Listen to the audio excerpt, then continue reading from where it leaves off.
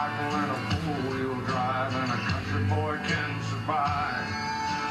Country folks can survive. The country is divided between those who think new gun laws are necessary and those who believe they would infringe on our Second Amendment constitutional right. Joining me now is actor and political comedian Hal Sparks, who supports gun control. He's from L.A., and the lead singer of Jackal and star of Full Throttle Saloon on True TV, Jesse James Dupree, a gun rights advocate. All right, guys, I'm going to start with Jesse. Your hometown of Kennesaw, Georgia, requires every household to have a firearm. You think that's a good idea?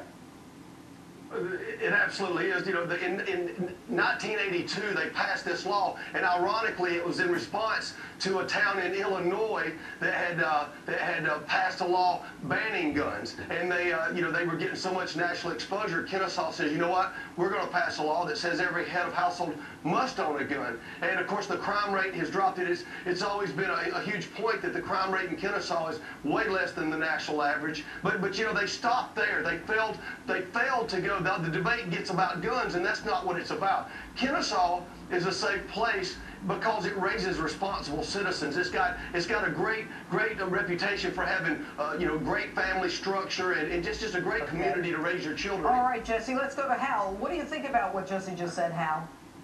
Well, I don't disagree about Kennesaw. I'm sure they raise decent people. I'm from Kentucky myself. I think the issue of the government of any size actually compelling you to purchase a product is a bit odd.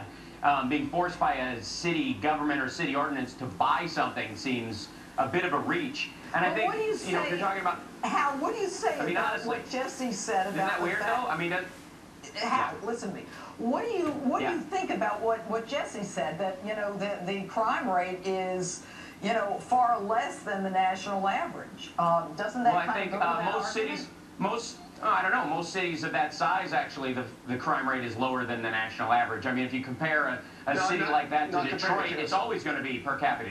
I mean, that's what I mean. I don't think Kennesaw's probably got any more of a crime rate than Frankfort, Kentucky, for example, and they don't have a similar law. I think it's probably has a lot to do with the volume of people pushed together and the like-minded nature of those people. I don't think you're going to see a lot of crisscrossing diversity, and you're not going to, that causes that conflict. Hal, the bottom line is that they're saying that we don't have as much crime. Where you look at Chicago, no one's allowed to have a gun, and it's like the murder capital of the country. And then Kennesaw, where everybody has a gun, there's like nothing. But you know that the problem in Chicago is actually because of places in that part of the country where you can actually purchase guns either from a private buyer or at a gun show without any kind of background check. They end up in a trunk of a car and driven to south side Chicago.